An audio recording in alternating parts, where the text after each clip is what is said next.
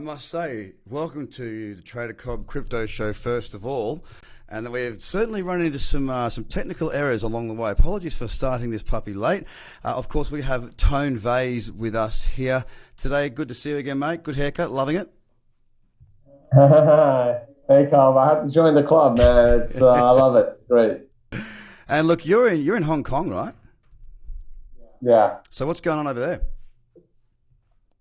There's a couple of conferences going on. I like to visit Hong Kong about once a year. It's been about a year since I've been here, and I spoke at a conference last week, and we got another conference coming up in a couple of days. Did my trading workshop here this Saturday. Cool. As I travel around the world, I try to take one day and teach people how to read charts, how to do basic technical analysis. I did that on Saturday, and been hitting up meetups and meeting people. Lots of people are in town, so it's been a good week. Yeah, it's a busy time there. I was meant to be there, ended up not making it over there. Just had too much on here, and Juan runs a pretty tight ship, pretty good event. So yeah, I'm sure you're having a good time. Is it all still going on this week? Because it kicked off last week. Is that right? Yeah, there was a conference last week, and there's another one coming up on Wednesday, Thursday, I believe. There's another conference, so I have a couple of days before that. So you get a break? No such thing as a break in our life, but yeah, kind of. I mean, there's a meetup tonight. Today's Monday. There's a meetup going on tonight. There's an opening VIP party tomorrow night, and doing work all day long. I gotta switch hotels. It's the life of a traveler, man. Yeah, well, speaking of which, last time we spoke, you were actually here in Sydney. It was really good to catch up. Went out for dinner with you, had too many drinks, and had a really good time. Paid for it heavily the next day, but you were talking at the time about getting citizenship in. Where was it that you were looking at going? Was it Russia or was it Kazakhstan or something like that? Yeah, no. So Russia would be difficult for me, even though I was born there. I had given up that citizenship when I was about, I don't know, 8 or 9 years old or something like that. But I am eligible for my Ukrainian citizenship, which is what I'm working on now, because I do need a second passport. So I'm in the process of getting my Ukrainian citizenship. Yep. And hopefully when I finally get that paperwork, I can then have a much easier time setting up a lot of this stuff in crypto, Yeah. So we'll have to figure out what I'm going to do about my, eliminating my U.S. citizenship. So we'll get there when I have to get the other one first, right? Yeah. I am eligible for the Ukrainian citizenship because my dad was born there, so I'm eligible. Right, and I mean, as far as I remember, at the time you were having the issues with BitMEX. That was kind of the catalyst. I think you were looking at it prior to that anyway, because you get taxed quite heavily in the US as well, I believe, especially, or even if you travel.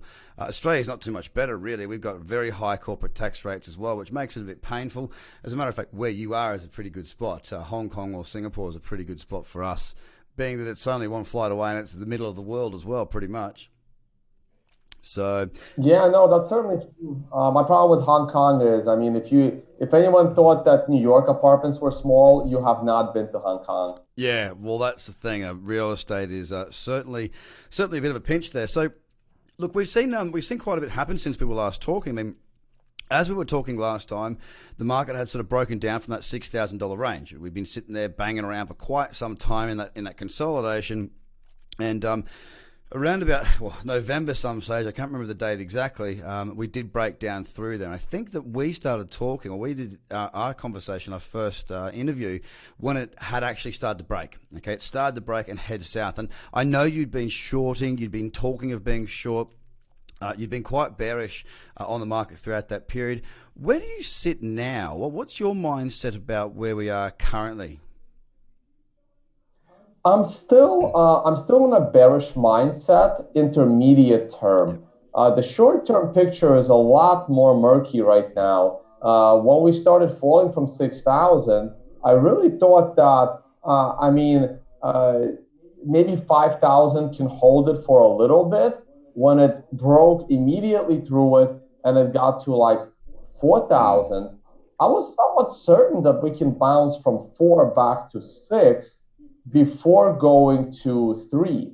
We ended up breaking straight through 4 and pretty much hitting my target dead on from the descending triangle. Like I've always had the $3,000 target from the descending triangle. I just didn't think we'd get there in 3 days. Yeah. You know, like I thought it would take a little bit longer than 3 days. I thought it would like bounce around a little, but it pretty much went straight through. And when we bounced off of 31, at that point, I thought, hey, maybe we can go down a little bit more to 29 and then bounce. But at that point, it doesn't really matter, right? Like the big picture is I've been screaming descending triangle breakdown to 3K for about 6 or 7 months. And now that it finally happened, people are like, "Oh, you were wrong by a few $100." You know, like it's great, isn't it? Like, you know the life, right? Yeah. Like, yeah, you could be right, but if you're off by $1, you're still wrong. It's like, come on, man. Yeah, exactly. So now it's becoming a little bit tricky, right? Like when we bounce back to 4,200 for the second time, with a month in between, I really thought we can make it back to 5. Like it's really frustrating me that we can't have a proper dead cat bounce and a bull trap. You know, like I'm still bearish. I still think that the prices are going to go sub 3,000, and I've been calling for this dead cat bounce to be up. I mean, first I thought it would go from 4 to 6. Now I'm thinking it can go from 3 to 5. When we failed again at 4,200 the other day, I'm like, damn, how weak is Bitcoin that it can't even go like retrace 38% on a Fibonacci scale back up before the next bounce. And for some reason, people think that this consolidation in the low 3,000s is somehow bullish, and I'm calling them completely crazy. That's not bullish at all. Maybe if it consolidated at 3,000 for the next 9 months and people got so bored with Bitcoin that they exited, then we can talk about 3,100 being a bottom. Like until I see 9 months of consolidation at 3,100 between 3,000 and 4,000, let's say, let's give them a range, right? Unless it's consolidating here for the next 9 to 12 months, I'm looking at lower prices. It can happen tomorrow. We can bounce to 5,000 first, and then it will happen.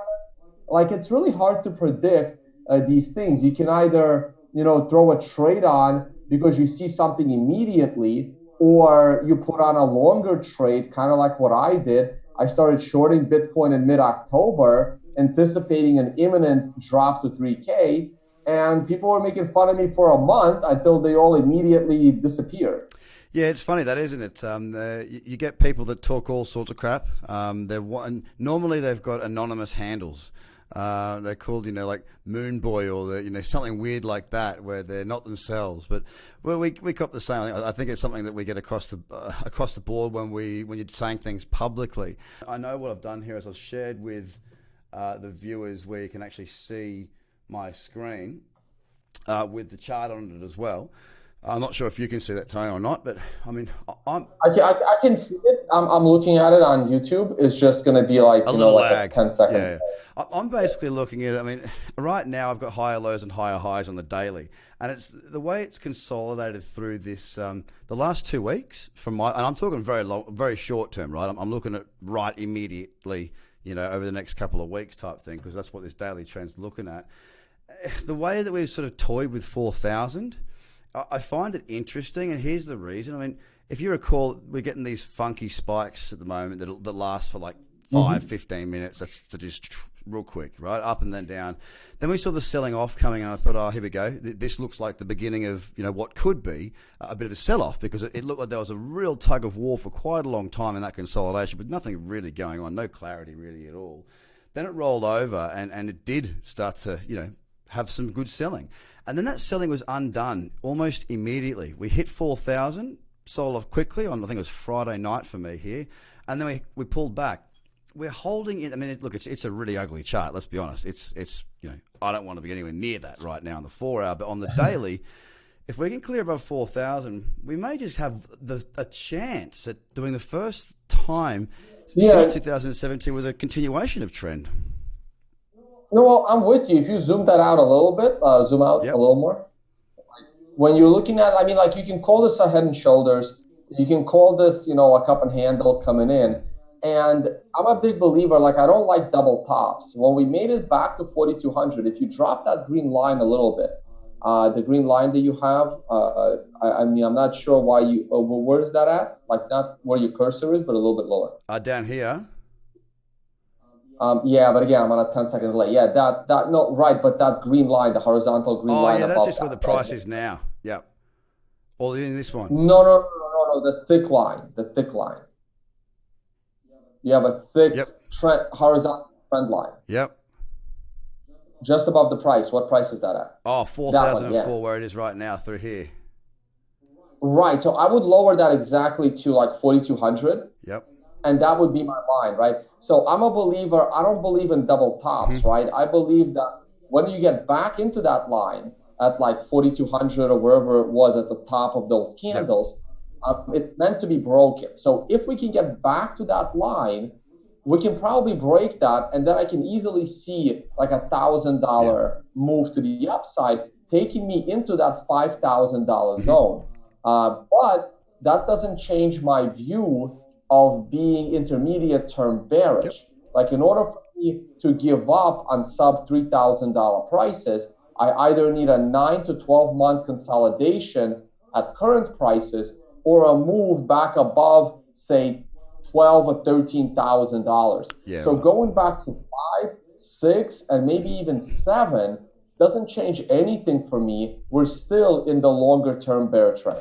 Like I would need to go there, come back to 4,000, and bounce off of it strong, creating a true higher low. Yep. So you're talking about going back up, setting a new higher low, and then coming back down to 4, holding 4. I mean, if I look at this monthly chart right now that we've got up here, I mean, as you quite rightly say, it still looks bearish. I mean, this is the monthly time frame. This is the bigger picture, right? There are lower highs and there are lower lows. Now, we push up through those levels. I think we can get to 5,000 as well, possibly even more, because it gets us back up in and around that support, anywhere between 5,000 to about 6,000, where we start to hit these lows, or the lows of 2018 prior to the November break. We get back up into this area, and I like to trade around these moving averages. I think they're a good equilibrium point for the way I trade. So we've still got plenty of room to still be bearish. Usually, like I'll be a big seller at that area, and I'll be a big seller at like that $5,000 to $6,000 range. And if I'm wrong, I'll come back in at like 8,000, and I'll ride it all the way to 100K. Yeah. Like I'm okay to be wrong there. The upside's unlimited. Right?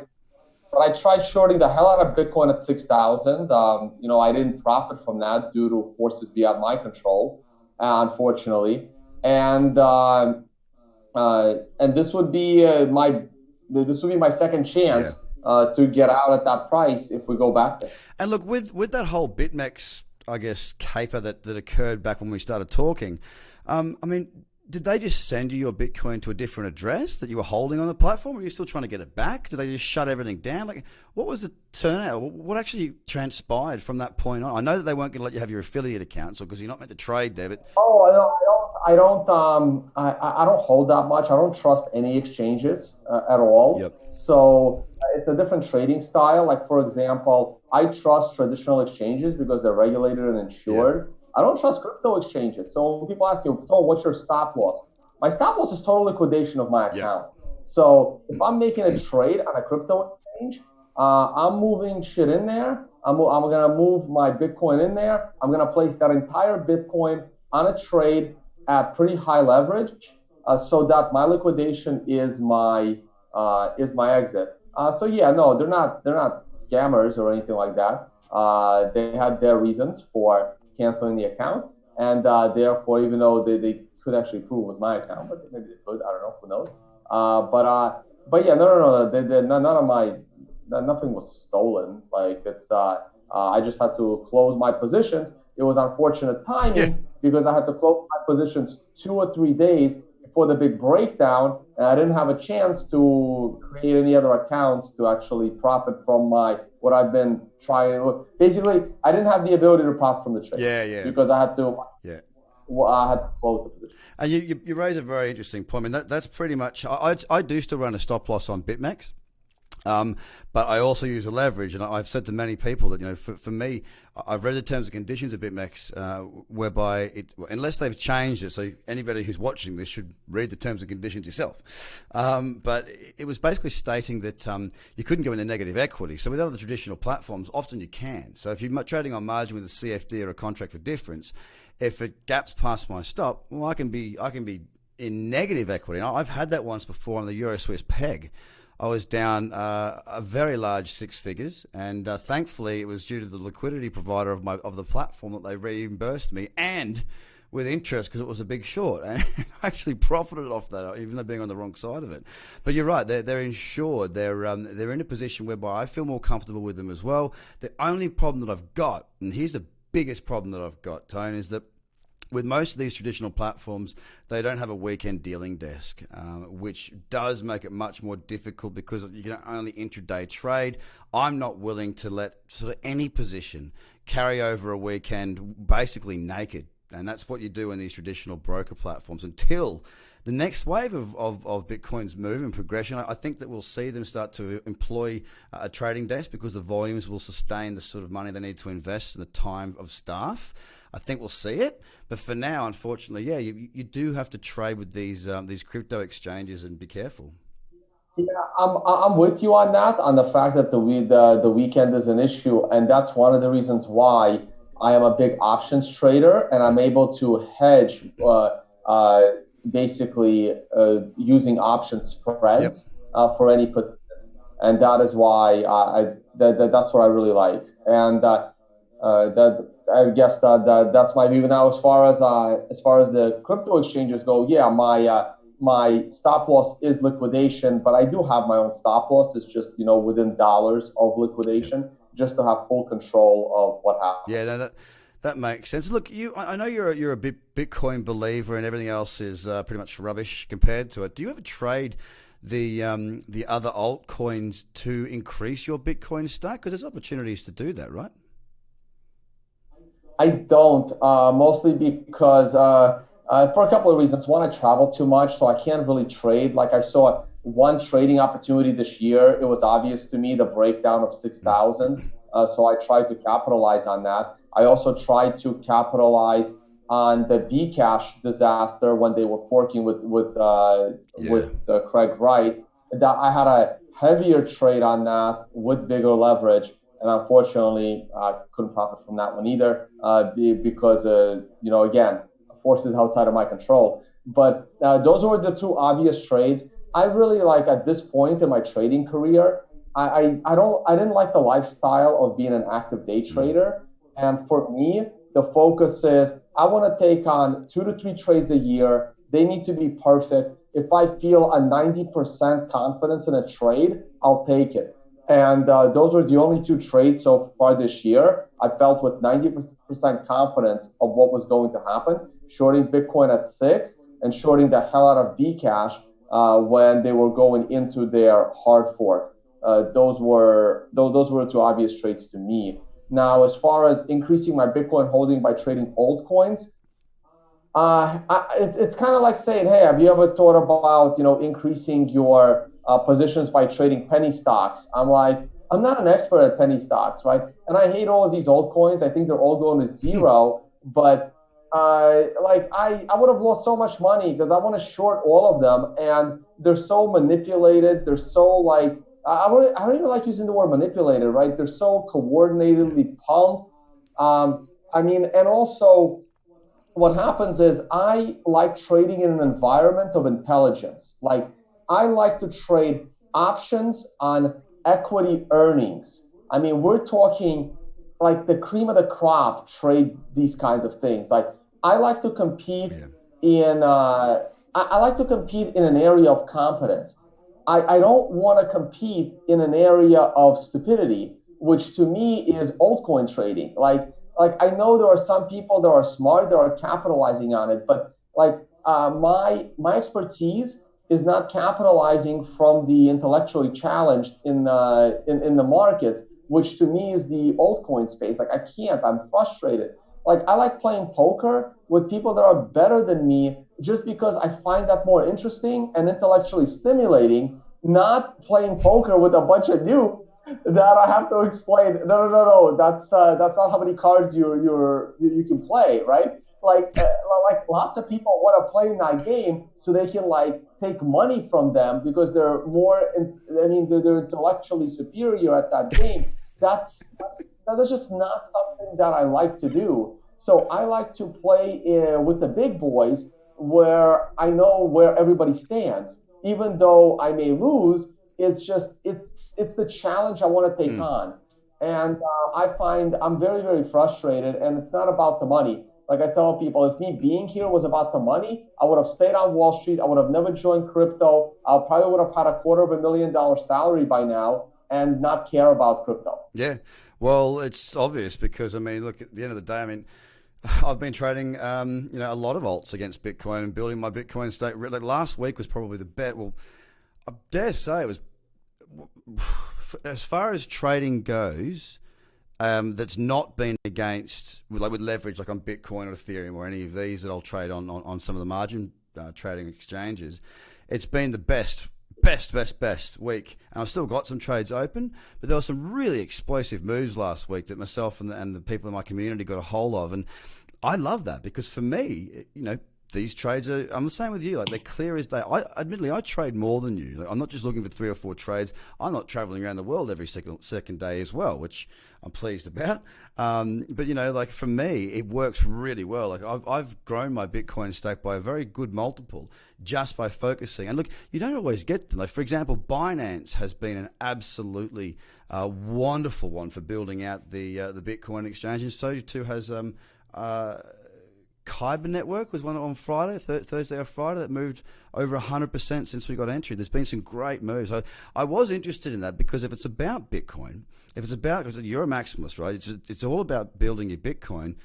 I get the idea of you've got so much on you don't have the time for it, but it's an opportunity, man. It's an opportunity. Would you ever change your ways if you were sitting at home and you weren't traveling around so often?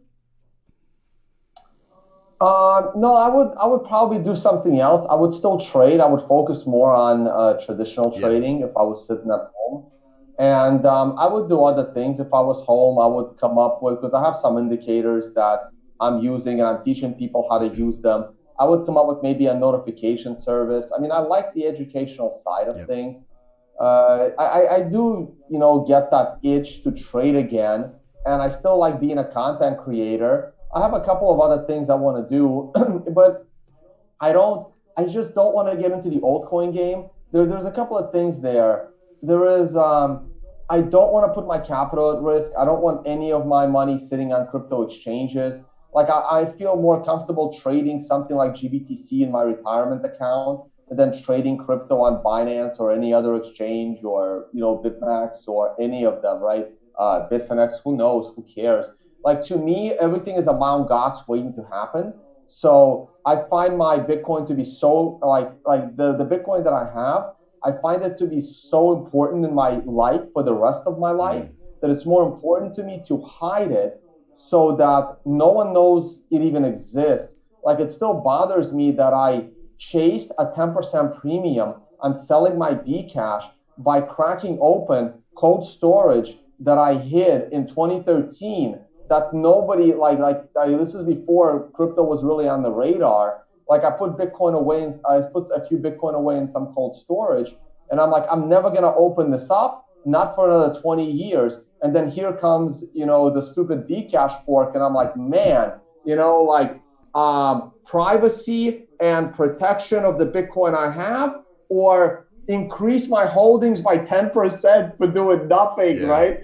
And I got greedy and I took the 10%. And I feel bad because I had to completely move around my shit. It was a risk of me screwing up and like losing it potentially. And I was doing a live stream the day it was like forking. This is 2017. And I'm like warning people, I'm like, guys, please, if you don't know what you're doing, don't chase the 10%. Like if you screw up, you're never gonna root yourself. And during the stream, you know what happens? It's like I get this like frantic message, like 2 days, like a day later, some guy's like, Tone, oh my God, I was moving my Bitcoin out of cold storage, and I think I accidentally sent it all to you because I also donated it to you, right? So some guy was pulling out his Bcash and accidentally sent me all of his Bitcoin as I was telling people not to mess around. Oh my God. So you guys are great friends now, and you just buy him coffees and drinks whenever you're in town, huh? And the thing is, and he didn't even know it was sent to me, and I didn't even know it was sent to me because I was doing it on the World Crypto Network, and there was a World Crypto Network donation address, and somewhere in there was my donation address that I wasn't paying attention to actively. So I had no idea. I had 4 or 5 Bitcoin show up there. And then eventually I looked at it that night. I'm like, oh, that's a very generous tip from someone. And then the guy that sent it, he's like emailing the World Crypto Network, oh my God, I donated you guys all my Bitcoin. And they're looking at it, they're like, no, you didn't. like the guy was panicking. It was like his whole life savings, Jesus, yeah. And that would have been 5 Bitcoin. That was $100,000, right? Nearly about that. I know it was like 7,000 right. each. It was on the way 30. back down or up? Yeah. Up. It was going up, right? But it was 2017, August 2017 was like $3,000 a coin, 4,000. It went way up after. But the point is, right? Like sometimes it's like for me, it's a big risk, and I'm in the content creation business. I'm in the education business. I'm taking a break from the trading business, and there's other things you can trade profitably. Like I tell people, look, I'm sorry, 100x leverage is nothing new. If you trade the big boy S&P future, that's 250x leverage. And if you go into the currency markets, yep. Right? Like, look, there's volatility. It's everywhere. I tell people, hey, what do you think? It was back in 2017. I Googled what were the best performing stocks of 2017. And it was like 5 penny stocks. One of them made 600% in 2017, Like, look, volatility is always there. You have to find it. And, but you also have the tools, right? It's not about finding it. Like we've definitely found it here. All right, cryptocurrency, blockchain, Bitcoin, whatever you want to call the different aspects of different lives, the different whatever. But we've got volatility in spades. I mean, the fact of the matter, like I said, with Kyber Network up over 100% in 2 days. You're kidding me? That just doesn't really happen in traditional markets unless it is a penny stock. Now, what we've got to work out is the tools to trade it.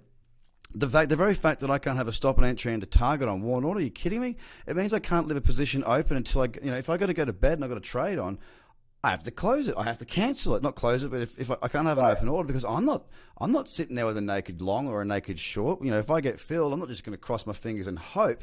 Leverage is a wonderful tool, and I'm with you, man. I've had heaps of people go, oh, I guess you're using heaps of leverage. You're so crazy. It's like, no, it's not. It's just if you have a healthy understanding and respect for it, it's just a tool. It's like a hammer. Leverage for a trader is the hammer to a someone's popped in here. Leverage to a trader is like the hammer to a carpenter, right? It's it's really that simple. Yeah, no, but the other thing here is like, for example, this Kyber network that you're talking about that just popped. I mean, I'm hearing about it for the first time from you, right? Like people are like, how could you miss this trade? And I'm like, well, if I didn't know the asset even existed, like, I'm sorry, like, what do you want me to say here, right? So it's a market that doesn't interest me, and I don't want to sound arrogant, like, oh, if only I was trading altcoins, I'd have I'd have more Bitcoin than Satoshi. That's not true. Trading is incredibly hard, right? It's incredibly hard. Trading is incredibly, it can be incredibly frustrating. It's certainly not easy. And I don't mind taking a break. Yeah. Like I sleep. Keep your head good. I meet people around the world. Like if I was trading at home, I would have never gone to Australia. I would have never got to meet great people. Would have never got to eat some good steak. Like I am enjoying my life, and I miss trading occasionally. Yeah. But if I was to go back to trading, like I wouldn't interact with people. I would be. I don't know how you do it. And like me, in an office all by myself in Edgecliff. Right, but as you become more and more into content creation, I don't know how many people you want to hire to like manage everything. But I wake up in the morning and the first like hour in my bed is spent, going through messages from the night before. People, I'm too accessible to people. If I was to become a trader again, and remain a content creator, it would be a one-way communication channel. That means I would not have comments on my YouTube. It would be, I turned off the below video comment. There would be no live chat.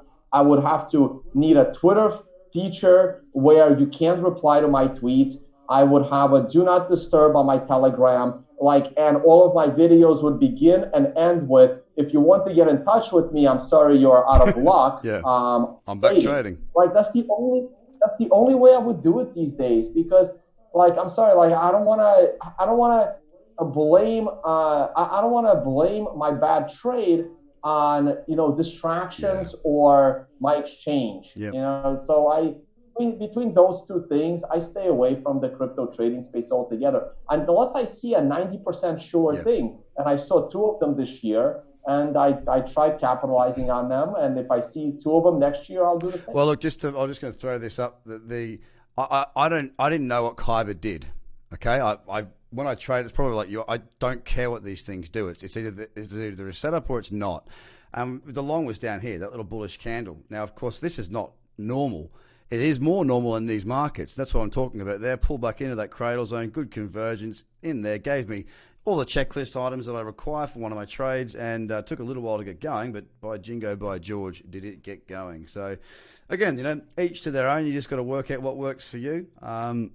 You're quite right, though. You've got to get that whole lifestyle thing down. It's not easy. But my question to you is, how did you find this asset? Did someone give you a heads up? Do you actively look at every altcoin every night? Because back when I was trading equities of the S&P 500, every night I would sit down and I would next, and I would go through dozens of stocks, and I'm like, oh, this is interesting. Let me put it in this small bucket for something did you actively look through altcoins and found it, or something? So I got two lists, mate. So for me, if you have a look up here, I know you're lagging a little bit. I've got my margin pairs. So I'll scan these. I do this every morning for live trading floor members, so they watch me scan live.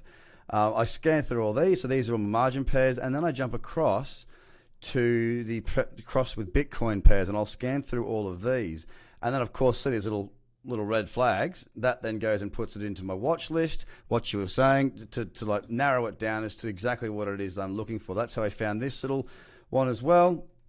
ICX, I'm waiting for an opportunity here for it to pull back. And actually, no, I'm long ICX. And, it's really the same sort of thing as what you were saying. It's creating a short list. Right.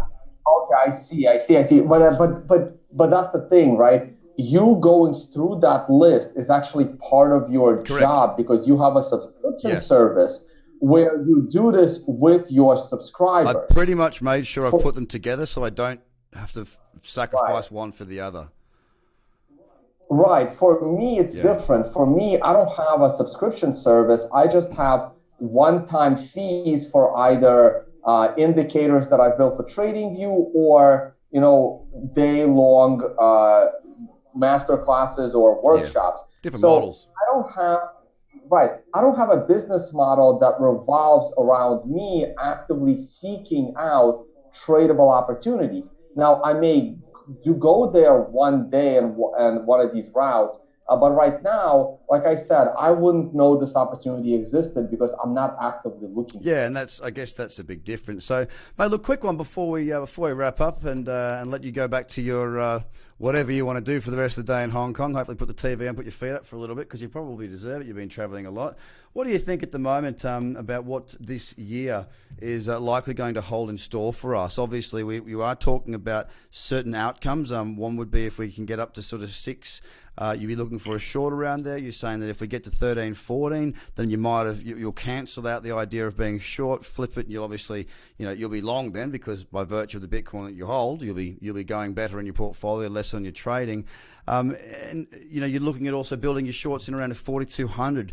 Where do you think we'll be throughout the year? I mean, we've got 4 quarters. We're embarking on the end of March, which is the end of the first quarter, as the next 3 weeks go by. Do you think we're going to see some bullish sentiment leading into the back end of the year if all of your XYZs can play out? Um, I It's possible that we could have, could be out of the bear market by end of year, but I'm still looking for sub $3,000 prices. The big question that I can't answer is I'm still anticipating a big drop, right? Like I don't know if we're gonna rally to 5 or 6,000.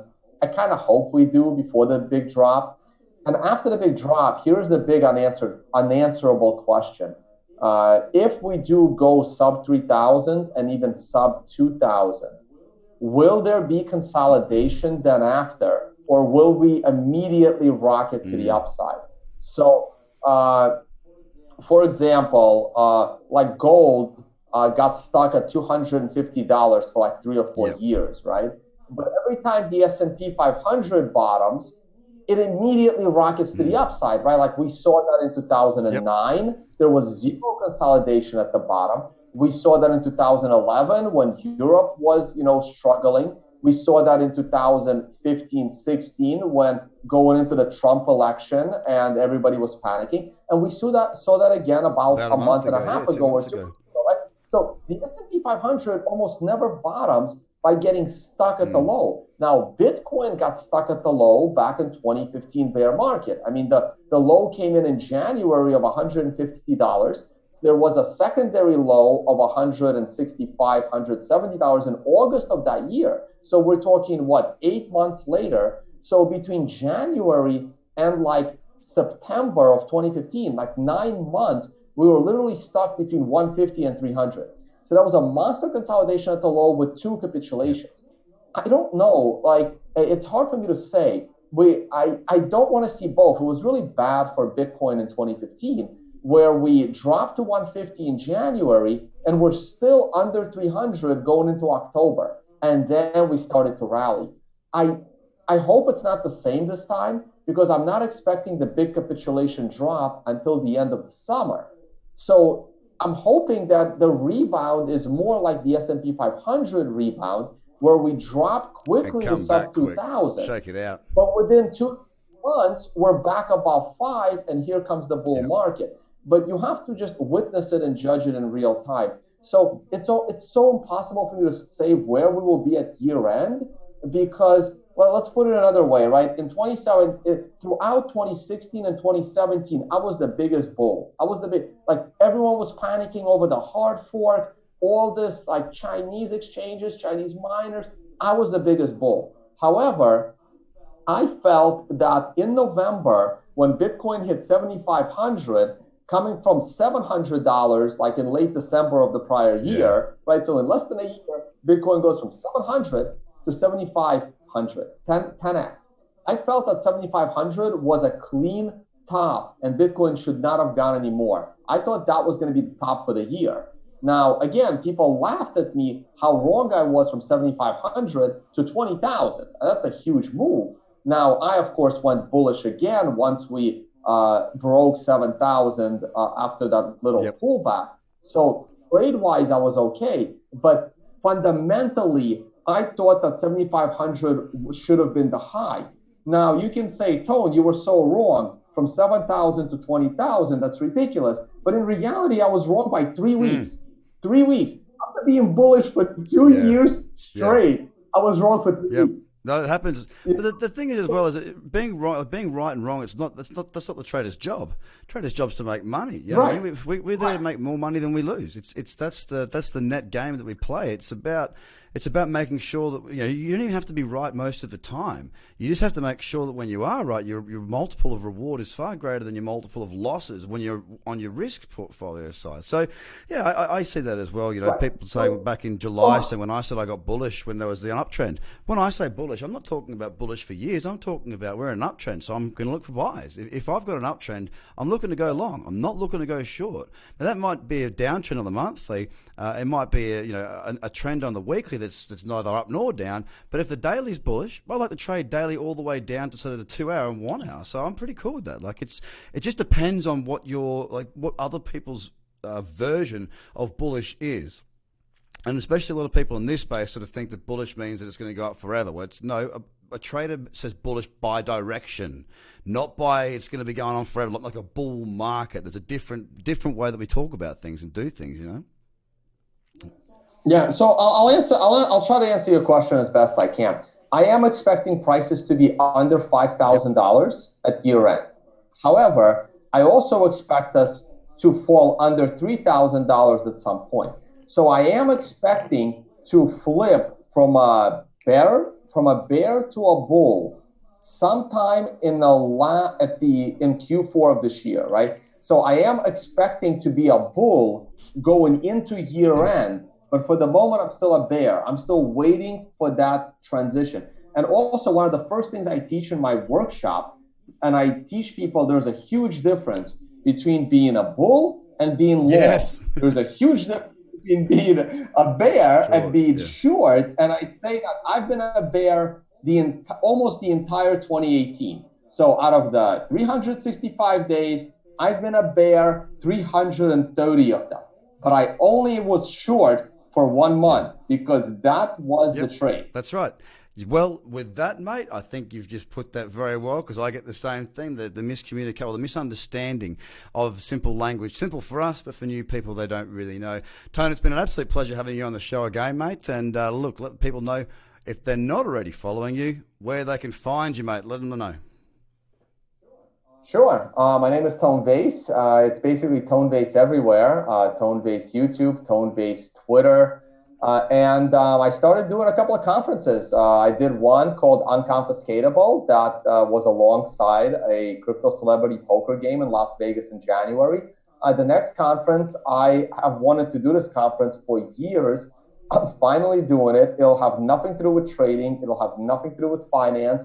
It's called Understanding Bitcoin. It is my passion. The reason why I travel and do this is because Bitcoin as a fundamental change to the world, the way we see money, the way we use money, is a lot more important to me than trading. I see trading as just a job, but I see Bitcoin as making a difference in basically the history of the world.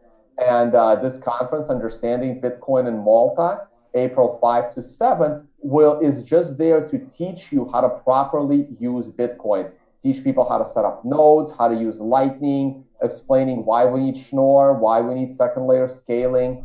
And so please check that out. If you are in Europe or want to go over to Malta, it's a beautiful island. We will be there with a lot of core developers educating people on how to use Bitcoin. So please check out understandingbtc.com. Understandingbtc.com. You heard it here, ladies and gentlemen. Tone, once again, mate, thank you so much for your time. Let's keep in touch. And hopefully well, not hopefully, it's going to happen at some point. I'll see you soon. I was meant to be in Hong Kong now, but I'll let you have your time without me getting you drunk. Good on you, mate. Thanks so much for your time. Man. We'll make up for it. We'll make up for it next time I'm in Sydney. Sounds good to me, mate. You take care of yourself. We'll speak to you again soon. Bye, everybody. Later, man.